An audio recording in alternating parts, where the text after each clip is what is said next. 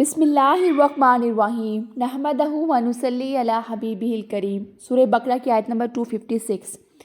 لا اکراہ فی الدین قد تبین الرشد من الغی فمن يكفر بالطاغوت ويؤمن بالله فقد استمسك بالعروة الوثقى لا انفصام لها والله سميع عليم۔ دین اسلام میں کوئی زبردستی نہیں ہے، ہدایت صاف طور پر ظاہر اور گمراہی سے الگ ہو چکی ہے۔ تو جو شخص بتوں سے اعتقاد نہ رکھے اور خدا پر ایمان لائے، اس نے ایسی مضبوط رسی ہاتھ میں پکڑ لی ہے جو کبھی ٹوٹنے والی نہیں ہے، اور خدا سب کچھ سنتا ہے، سب کچھ جانتا ہے۔ اچھا، یہ آیت جو ہے یہ دین اسلام کے کامل ہونے کی دلیل ہے، اور اس میں اس بات کا بیان آ رہا ہے کہ دین اسلام کی صداقت جو ہے اس کے دلائل بالکل واضح ہیں۔ اس لیے اس چیز کی ضرورت ہی نہیں ہے کہ کسی کو اسلام میں زبردستی داخل ہونے پر مجبور کیا جائے۔ اگر کوئی شخص اس میں داخل ہوتا ہے تو یہ اسی خوش نصیبی ہے کہ اللہ نے اسے حق قبول کرنے کی توفیق دے دی ہے، اس نے اپنی دنیا بھی سنوار لی، آخرت بھی سنوار لی۔ اور اگر وہ کفر اختیار کرتا ہے تو گویا اللہ تعالیٰ نے اس کے دل کی روشنی جو ہے وہ چھین لی ہے، اس کے کان آنکھ دل پہ مور لگ چکی ہے۔ اب اس کا یہ ہرگز مطلب نہیں ہے کہ آپ کسی کو حق کا راستہ بتائیں ہی نہ، اب بتائیں ضرور، لیکن آپ اس کے اوپر زبردستی اپنی مرضی مسلط نہیں کر سکتے کہ تم نے اسلام میں داخل ہونا ہی ہونا ہے۔ ہاں، دین حق کی چیزیں بتانا آپ لوگوں پہ فرض ہے۔ سیدنا عبداللہ بن عباس رضی اللہ عنہ بیان کرتے ہیں کہ اسلام قبول کرنے سے پہلے انصار میں سے اگر کسی عورت کے بچے زندہ نہ رہتے تو وہ یہ نظر مان لیتی تھی کہ اگر اس کا بچہ زندہ رہا تو وہ اس کو یہودی بنا دے گی۔ پھر جب بنو نذیر کے یہود کو جلا وطن کیا گیا تو ان میں سے انصار کے بھی کئی لڑکے تھے۔ اب انصار نے کیا کہا کہ ہم ان کو نہیں چھوڑیں گے، ہم ان کو زبردستی مسلمان بنائیں گے۔ تو اس وقت یہ آیت نازل ہوئی تھی کہ تم کسی پر اپنے جو ہے زبردستی مسلط کر کے اس کو دائرہ اسلام میں داخل مت کرو، کیونکہ حق اور باطل جو ہے وہ بالکل واضح ہے۔ تو جو اللہ کی رسی کو پکڑ لیتا ہے اس نے گویا تمام کامیابیاں سمیٹ لی ہیں۔ اب اس آیت میں ایک لفظ استعمال ہو رہا ہے طاغوت۔ طاغوت سے مراد کسی بھی چیز کا حد سے بڑھ جانا ہے۔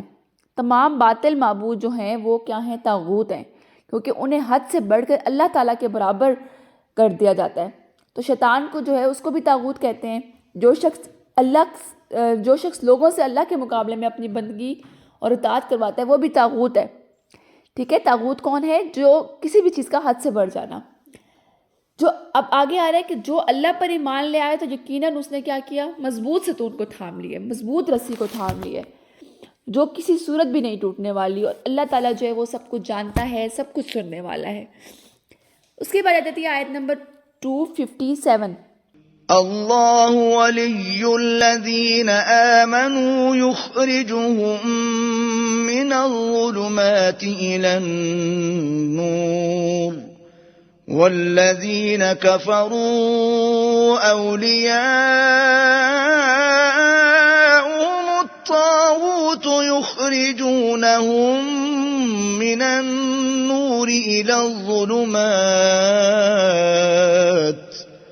اولئک اصحاب النار هم فیہا خالدون۔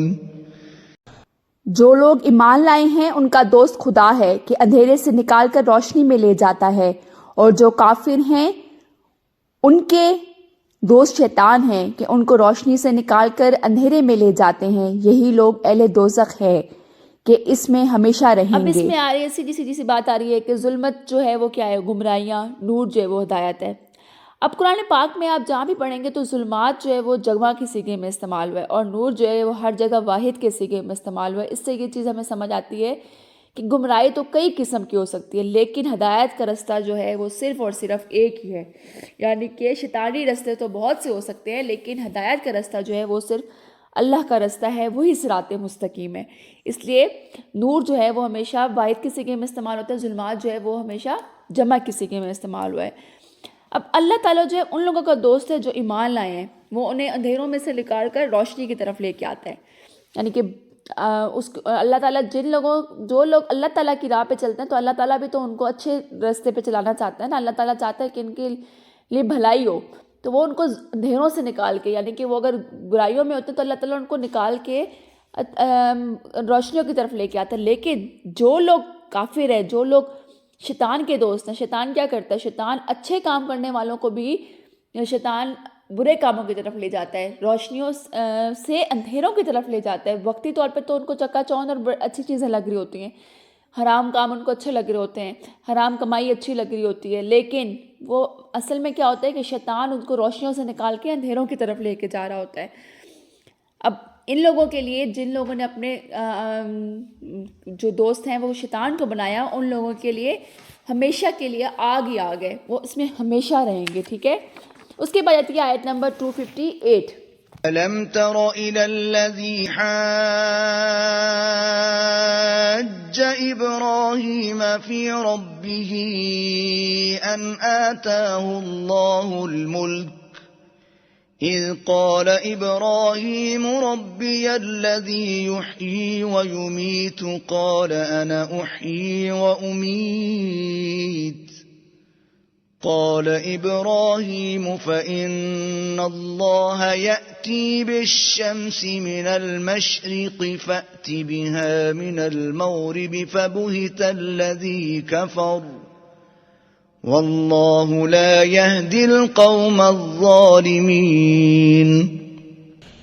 بھلا تم نے اس شخص کو نہیں دیکھا جو اس غرور کے سبب سے کہ خدا نے اس کو سلطنت بخشی تھی، ابراہیم سے اپنے پروردگار کے بارے میں جھگڑنے لگا. جب ابراہیم نے کہا میرا پروردگار تو وہ ہے جو زندگی دیتا ہے اور موت دیتا ہے، وہ بولا کہ زندگی اور موت تو میں بھی دے سکتا ہوں. ابراہیم نے کہا کہ خدا تو سورج کو مشرق سے نکالتا ہے، آپ اسے مغرب سے نکال دیجئے. یہ سن کر وہ کافر ہکا بکا رہ گیا اور خدا بے انصافوں کو ہدایت نہیں دیا کرتا. اچھا، اس آیت میں جو ہے حضرت ابراہیم علیہ السلام سے جس شخص نے اللہ تعالیٰ کے بارے میں جھگڑا کیا تھا وہ اس کا ذکر آ رہا ہے. اچھا، اب آپ نے یہاں پہ نمرود کا ذکر آئے گا. اب آپ نے ایک چیز مائنڈ میں رکھنی ہے کہ جو نمرود تھا نا وہ ایک لقب ہے. جس طرح فرعون جو تھا وہ مصر کے بادشاہ کو کہا جاتا تھا، اسی طرح جو عراق کے بادشاہ ہوتے تھے ان کو کہا جاتا تھا نمرود. اور جس نمرود کا یہاں پہ ذکر آ رہا ہے وہ نمرود بن کنعان تھا. ٹھیک ہے. اب نمرود بن کنعان جو تھا وہ ایک بڑا ظالم بادشاہ تھا اور وہ کہتا تھا کہ مجھے خدا مانو، میری عبادت کرو، مجھے خدا مانو.